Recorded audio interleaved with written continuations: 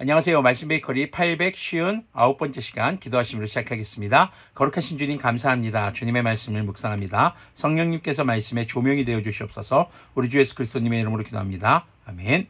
네, 오늘 보실 말씀은 에베소서 1장 15절에서 23절까지의 말씀입니다. 그러므로 나도 주 예수님에 대한 여러분의 믿음과 모든 성도를 향한 사랑을 듣고서 여러분을 두고 끊임없이 감사를 드리고 있으며 내 기도 중에 여러분을 기억합니다.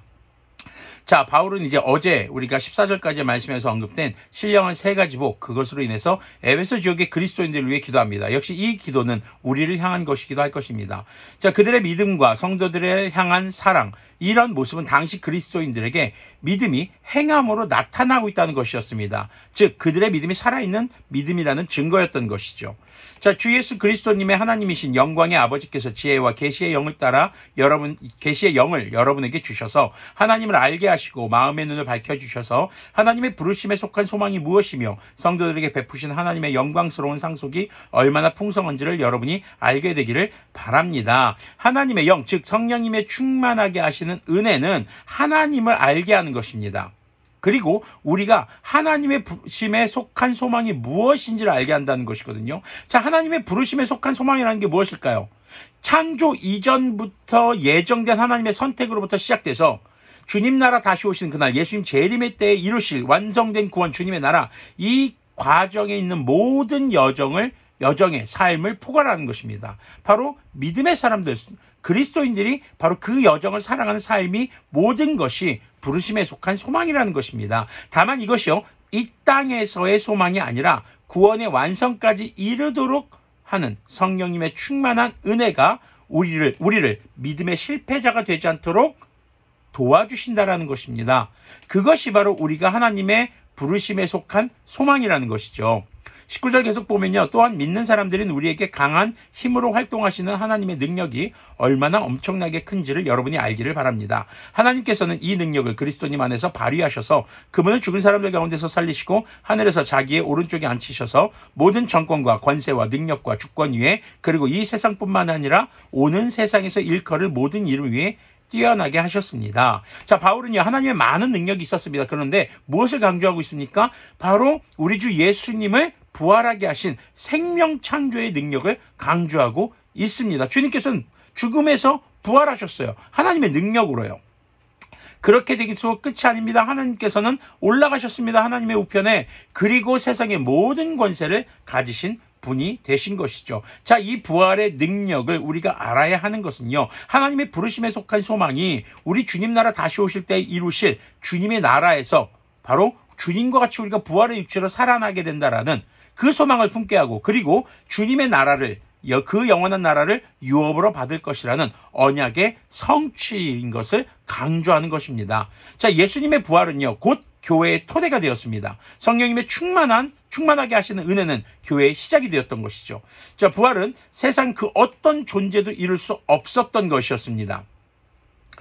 자, 그래서 이런 부활의 능력은 어떤 상황에서도 흔들리지 않는 교회와 그리고 교회에 속한 그리스도인들에게 주신 믿음의 토대가 되는 것이죠. 그리고 그 예수님께서는 이 땅에 세상의 모든 권세를 가지신 왕 중의 왕, 영원한 왕이 되신 것입니다. 자, 그런데 거기서 그치지 않습니다. 22절 보면요, 하나님께서는 만물을 그리스도님 안에 발 아래 굴복시키시고 그분을 만물 위에 교회의 머리로 삼으셨습니다. 예수님이 곧 교회의 머리가 된다는 것입니다. 교회는 그리스도님의 몸이요 만물 안에서 만물을 충만하게 하시는 분의 충만함입니다.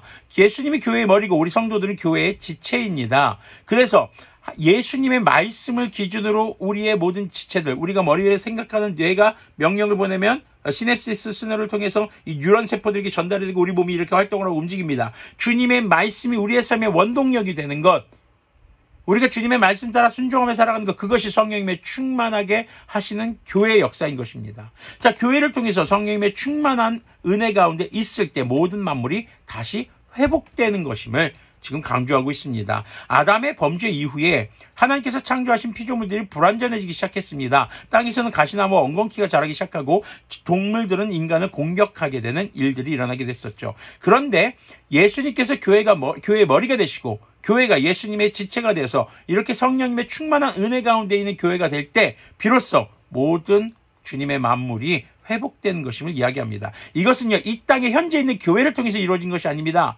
이 땅에 현재 있는 교회는 주님께서 오실 때 이루어질 완성된 교회의 한 일부분입니다.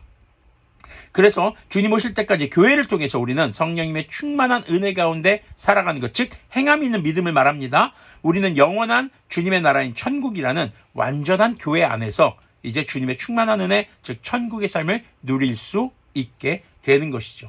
그리스도인들은요, 바로 이런 하나님의 부르심에 속한 소망을 품고 오늘을 살아내서 주님 나라를 향한 여정을 이어가고 있는 사람들인 것입니다. 그것이 우리 그리스도인의 삶이고 이것은 소망의 소풍인 것이죠.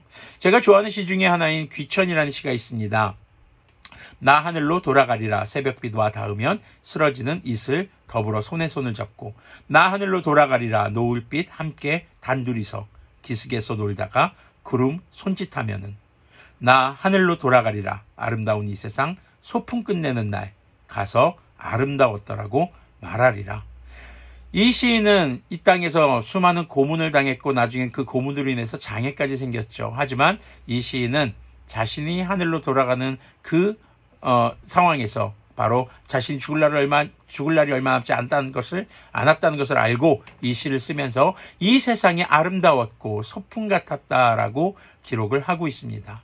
우리 그리스도인들이 가져야 할 그런 믿음의 자세가 아닐까 생각을 해봅니다.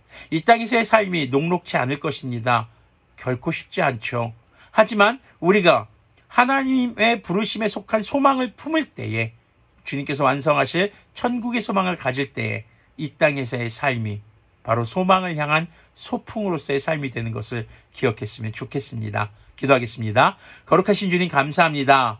우리가 하나님께서 부르신 그 소망의 부르심의 소망을 따라서 이 삶을, 우리의 삶을 소망을 향한 소풍의 삶으로 살아가는 우리 주 예수 그리스도님의 은혜와 성령님의 충만하게 하시는 은혜가 우리 가운데 있기를 소망합니다. 우리 주 예수님의 이름으로 기도합니다. 아멘. 네, 오늘도 소망의 소풍을 살아가는 우리들의 삶이 되기를 소망합니다.